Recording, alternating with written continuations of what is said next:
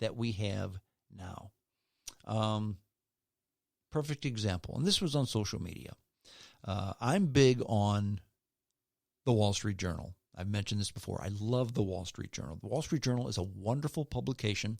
It's one of the few publications, perhaps, I'm not going to say the only because I don't read them all, but it's one of the few publications I've come across that is truly fair.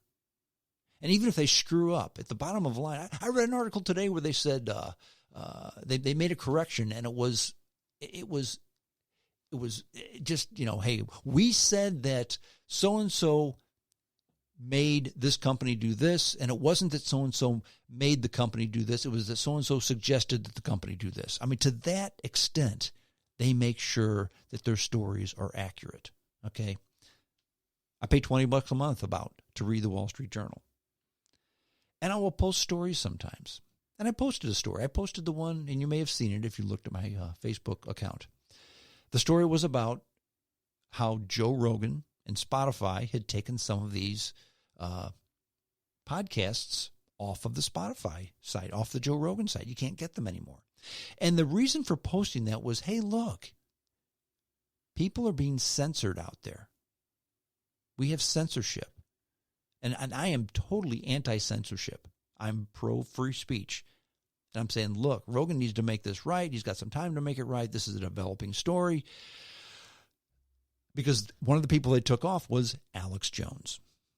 Okay. And one individual said, oh, yeah, well, Alex Jones he's this, he's that, he's horrible, and he's a advisor to the president.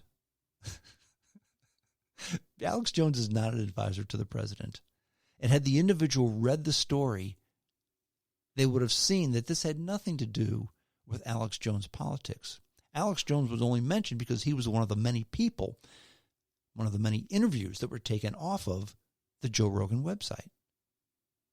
That was the gist of the story. That was the reason I posted it, to show folks, hey, look, there's some censorship going on around here. Take note. This was an FYI type thing. And it turned into an individual's hate-filled rant about politics. Now, had he read the article, he'd have known what it was all about. Didn't read the article. How can you not read an article and then comment on it? That's just like seeing a piece of chocolate cake and then commenting on how it's horrible if you haven't taken a bite. How can you do that? Conversation via individuals or anybody. The death of fun. If you don't believe me, try saying something controversial at work. Canceled. Number 6 on the list, and the last one, is comedy. The best comedy, friends, is not PC. Okay? Even back in the Henny Youngman days, take my wife, please. Ha ha ha. Okay, lame comedy, maybe.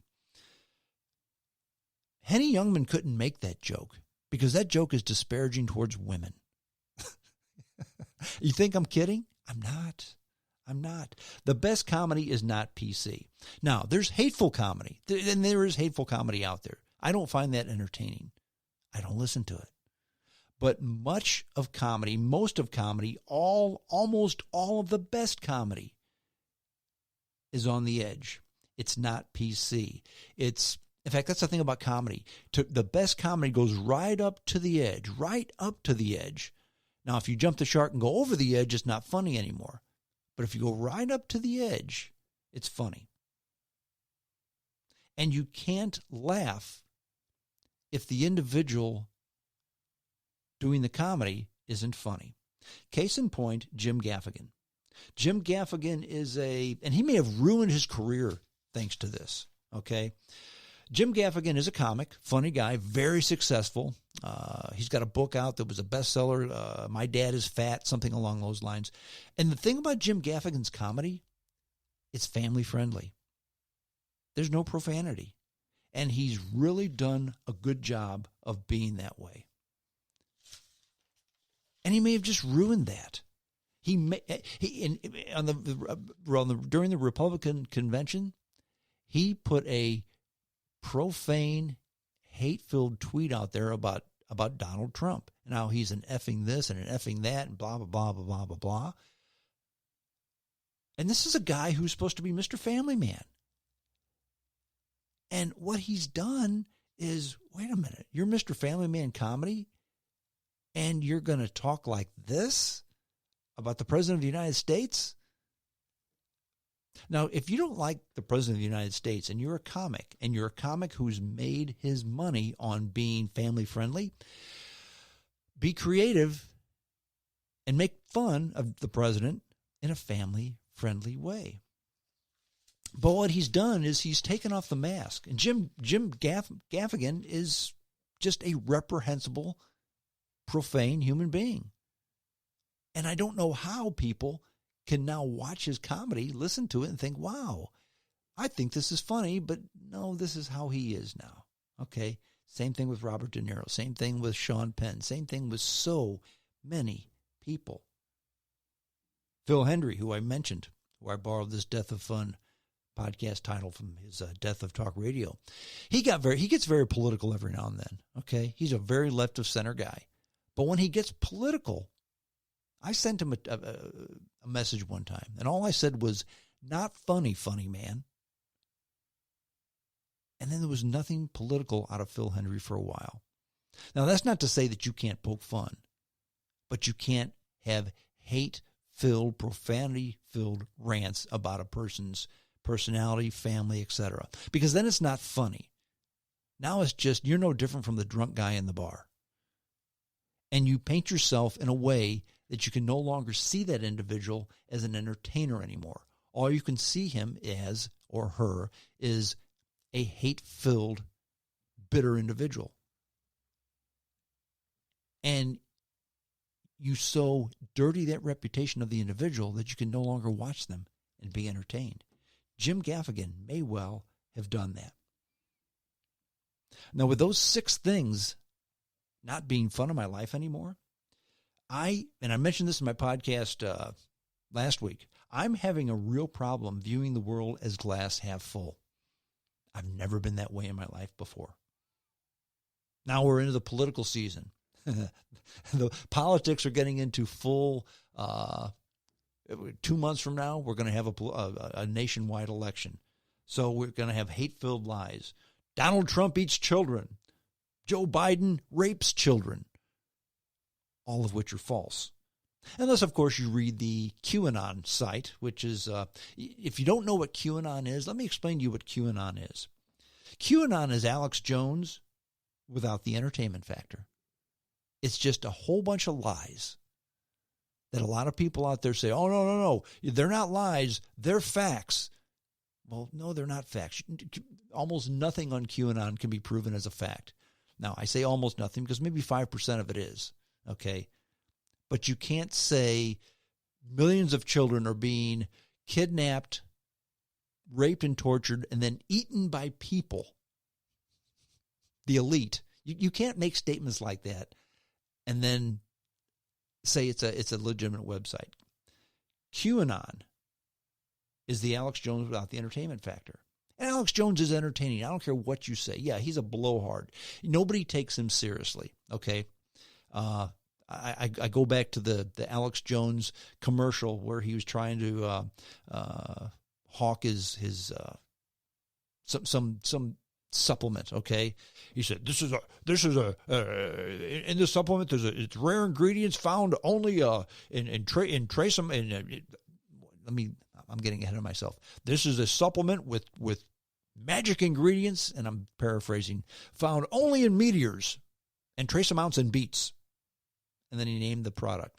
It was hilarious.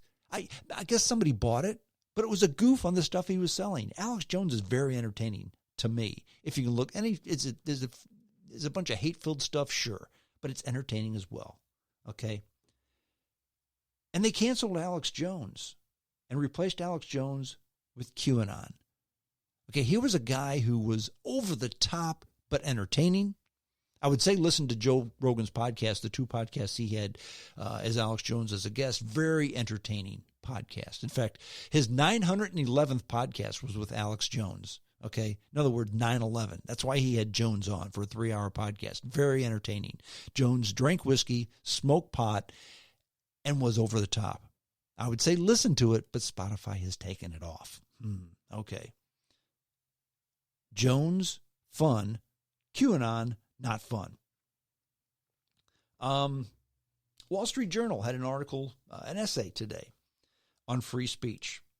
It was wonderful. It was enlightening. It was a good essay on how free speech is being altered. Not canceled, but altered, okay? Sure, legally you can say stuff, but there's some stuff you just can't say anymore.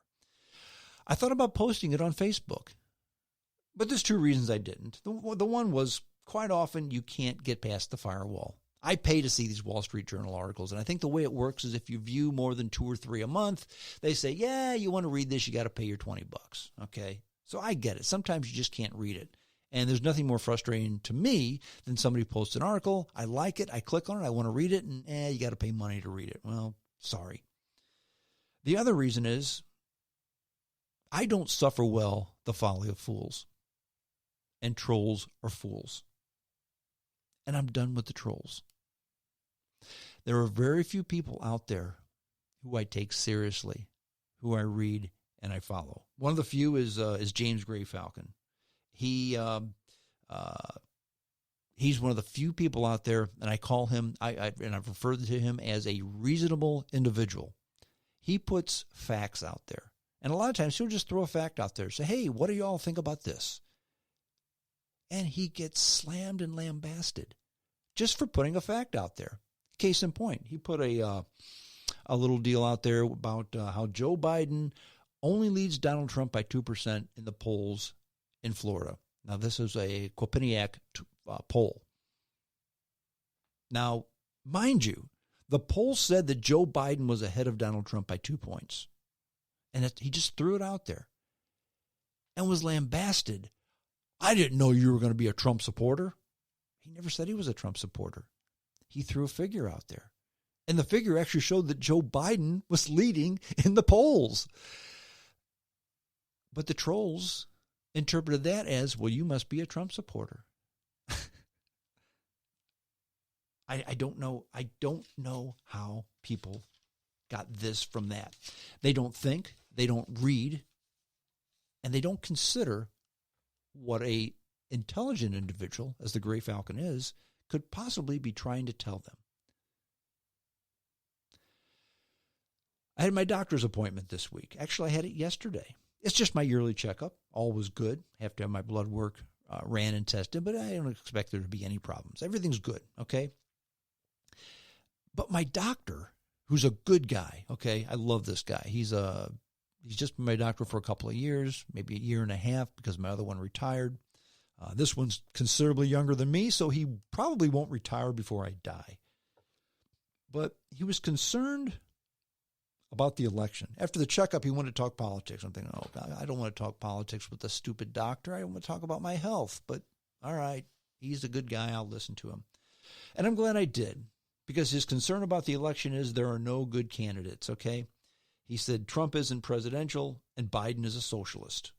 Now, that's especially important to the doctor because my doctor was born in Vietnam, and he came to this country from Vietnam. So he understands the ramifications of socialism, okay? And one of the biggest problems he has, and I could just see the concern in his voice. This is a doctor. This is an MD, okay, who I assume lives a good living because doctors make good dough, okay? So you're in the greatest country in the world, you make a good living, you're a doctor, and you have problems. And here's his problem. He came from Vietnam, and he understands the ramifications of socialism. His oldest daughter does not. And when he starts talking, look, sweetheart, I was born in Vietnam. Here's how things are in Vietnam. That's socialism. What you're talking about here is different, and it can go here. It can lead to this. It can lead to that.